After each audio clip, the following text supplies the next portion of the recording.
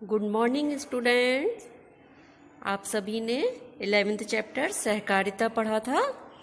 सहकारिता का क्या मतलब होता है? एक ही उद्देश्य के लिए साथ मिलजुल कर काम करना, यानी कोऑपरेशन। एक दूसरे के साथ मिलकर किसी उद्देश्य के लिए काम करना। और सहकारिता समिति का क्या अर्थ होता है? जब कई लोग मिलकर एक सोसाइटी या कमेटी बना लेते हैं अपने उद्देश्य को पूरा करने के लिए, तो उसे हम क्या कहते हैं? क्या कहते हैं? कोऑपरेटिव सोसाइटी या कोऑपरेटिव कमेटी। अब ये अलग अलग लोग जो अलग अलग उद्देश्यों के लिए करते हैं, तो वो अलग अलग तरह की कोऑपरेटिव सोसाइटी बनाते हैं। जैसे कि कृषि के उद्देश्यों को पूरा करने के लिए किसान मिलकर कोऑपरेटिव सोसाइटी बनाते हैं, उसे क्या कहते हैं? क्या कहते हैं उसे? सहकारी कृषि समितियां, यानी कोऑपरेटिव एग्रीकल्चरल कमेटी। तो जैसे कई किसान मिलकर एक सोसाइटी बना लेते हैं और सब एक निश्चित धनराशि या निश्चित शुल्क जमा करते हैं। अब उन पैसों से वो सोसाइटी क्या करती है? किसानों को अच्छे बीज, खाद या मशीनें सस्ते दामों पर उपलब्ध करा देती है। अगर वो वैसे अलग अलग बाजार में लेने जाएं तो उनको महंगे मिलेंगे, परंतु वो थोक में लेकर आते हैं सोसाइटी वाले, तो उनको सस्ता पड़ जाता है और वो फिर सारे किसानों में जो भी मेंबर्स हैं उस सोसाइटी के, उनको बांट देती है। तो इस तरह से उन्हें सस्ते दामों पर अच्छी चीज़ें उपलब्ध हो जाती हैं। इसी तरीके से और भी बहुत सी सोसाइटीज़ बनाई जाती हैं, तो उनके बारे में सब आपने समझा था। अब आज इसके हम एक्सरसाइज एंड क्वेश्चन आंसर कर लेते हैं। ओके, चलिए फर्स्ट एक्सरसाइज है, सहकारिता का अर्थ है एक ही उद्देश्य के लिए क्या करना। सहकारिता का क्या मतलब है? एक ही उद्देश्य के लिए अलग अलग कार्य करना, मिलजुल कर कार्य करना, एकजुट होकर कार्य करना, या दोनों, थर्ड और सेकंड और थर्ड। तो कौन सा होगा इसमें? एकजुट होकर और मिलजुल कर, दोनों। क्या होगा? Second and third. तो दोनों यानी कि एकजुट होकर भी कार्य करते हैं और मिलजुल कर भी बातें की है इसमें।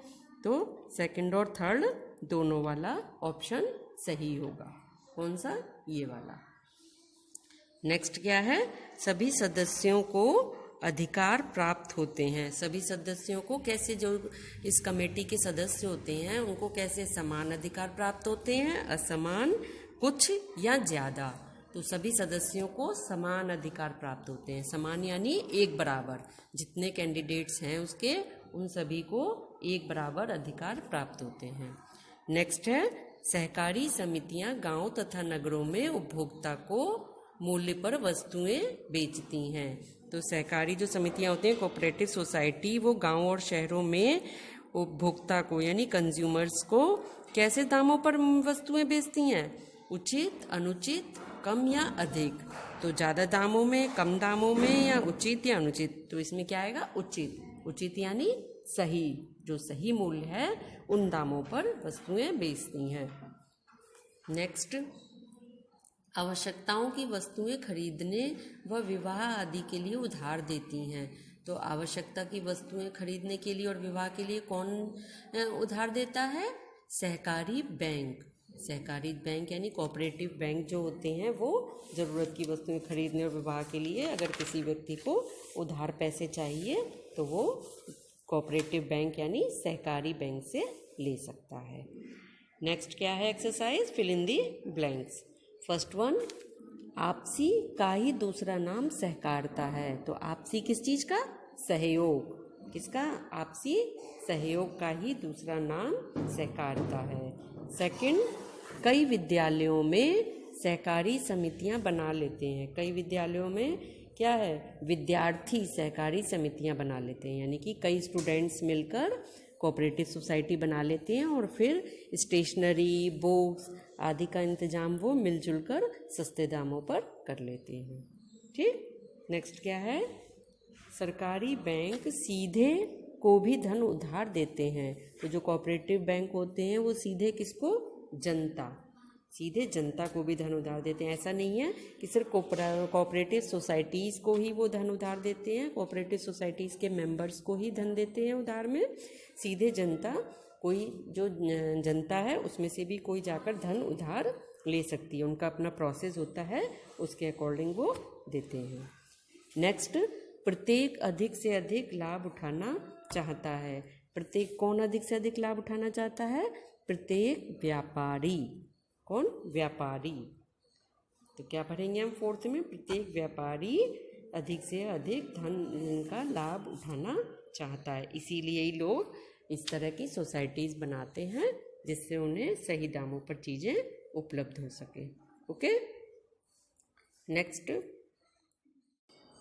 थर्ड एक्सरसाइज में आपको हाँ या नहीं में उत्तर देने हैं। ये राइट रॉन्ग नहीं है, ये क्वेश्चंस दिए हुए हैं, आपको ये बताना है कि ये हाँ में उत्तर आएगा इसका या नहीं में उत्तर आएगा। ओके, जैसे पहला क्वेश्चन है कि क्या हमारी प्रत्येक समस्या सरकार हल करेगी? तो अब बताइए, क्या सरकार हमारी प्रत्येक समस्या को हल करेगी? भाई इतने लोगों की बहुत सी छोटी मोटी समस्याएं भी होती हैं, तो सरकार अगर सारी समस्याएं कैसे हल कर सकेगी? अगर वो ऐसे हल करने लगी तो उसके पास तो बहुत सारी समस्या हो जाएंगी, तो वो और बड़ी बड़ी समस्याओं को कैसे देख पाएगी? तो अपनी छोटी मोटी जो समस्याएं हैं वो हमें आपस में मिलजुल कर हल करनी चाहिए। तो इसलिए ये सेंटेंस क्या हो गया? क्या कहेंगे हम इसमें? नहीं। हम क्या हमारी प्रत्येक समस्या सरकार हल करेगी? नहीं। क्या सहयोग के बिना कोई भी कार्य किया जा सकता है? तो ये भी क्या हुआ? नहीं। सहयोग के बिना कोई भी कार्य नहीं किया जा सकता, हमें एक दूसरे की कोऑपरेशन की ज़रूरत होती है, तो हम मिलजुल कर ही अपना काम कर सकते हैं। तो इसके में भी क्या आ गया? नहीं। क्या सहकारी विपणन समिति बीज और खाद बेचती हैं? अब बताइए, सहकारी विपणन समिति यानी जो व्यापार समिति होती है वो बीज और खाद बेचती हैं? नहीं। वो क्या बेचती हैं? अनाज, कपास, फल, सब्जी, दूध आदि बेचती हैं व्यापार समिति। और बीज और खाद कौन बेचती हैं? कृषि समिति। तो ये क्या हो गया? ये भी नहीं। क्या सहकारी बैंक भी एक सहकारी समिति है? सही है, ये सहकारी बैंक जो है वो एक सहकारी समिति भी होता है। तो इसका उत्तर किस में आएगा? हाँ में। तो ऊपर के तीनों नहीं हैं और नीचे वाला नाम है। इसके बाद ये सेंटेंस दिए हुए हैं, इसमें दो ऑप्शंस दिए हुए हैं, आपको बताना है कौन सा ऑप्शन सही है। सहकारिता भंडार सरकार या फिर कुछ लोगों द्वारा चलाया जाता है। सहकारिता भंडार जो चलाते हैं वो किसके? सरकार चलाती है या कुछ लोग? तो कुछ लोगों द्वारा चलाया जाता है। कुछ लोग मिलकर समिति बनाते हैं और वो लोग इसे चलाते हैं, सहकारिता भंडार। इसी तरीके से साथ साथ या अकेले कार्य करने को सहकारिता कहते हैं। तो ये तो आप सभी जानते हैं, सहकारिता किसे कहते हैं? साथ साथ काम करने को। सहकारी विपणन समिति उचित मनचाहे मूल्य पर उपज खरीदती है। सहकारी विपणन समिति जो होती है, व्यापार समिति, वो किस दामों पर उपज खरीदती है? उचित दामों पर, मनचाहे दामों पर नहीं, उचित दामों पर, जिससे कि सबको उसका लाभ मिल सके। इसी तरह से सहकारी कृषि या औद्योगिक समिति नलकूप बनाने के लिए धन उधार देती है। तो नलकूप आदि बनाने के लिए धन उधार कौन देता है? नई नई मशीनें खरीदने के लिए, कृषि के लिए, तो वो कृषि समिति। औद्योगिक समिति नहीं, कौन सी? कृषि समिति नलकूप बनाने के लिए धन उधार देती है। सबको समझ में आ गए? अब आगे बढ़े हम क्वेश्चन आंसर। चलिए, फर्स्ट क्वेश्चन इज सहकारिता किसे कहते हैं? तो ये तो आप सभी को बता दिया। क्या सहकारिता किसे कहते हैं?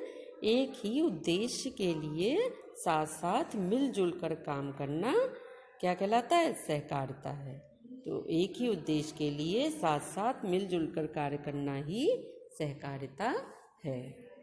नेक्स्ट क्वेश्चन इज सहकारिता से क्या लाभ है? सहकारिता से क्या क्या लाभ होते हैं? सहकारिता से लाभ मुनाफाखोरों से बचत, सूदखोरों से बचत, रक्षा और कृषि और उद्योग धंधों की उन्नति।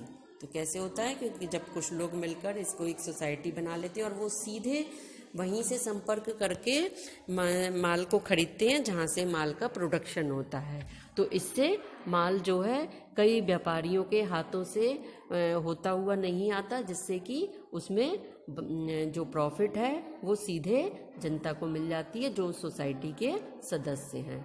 अगर कई व्यापारियों के हाथों से होता हुआ माल आएगा तो जो लाभ है वो सबके बीच बंट जाएगा, तो वो चीज़ महंगी हो जाती है। हर कोई अपना प्रॉफिट लेगा ना उसमें से, तो वो चीज़ आगे आगे बढ़ते बढ़ते क्या होगी, महंगी होती चली जाएगी।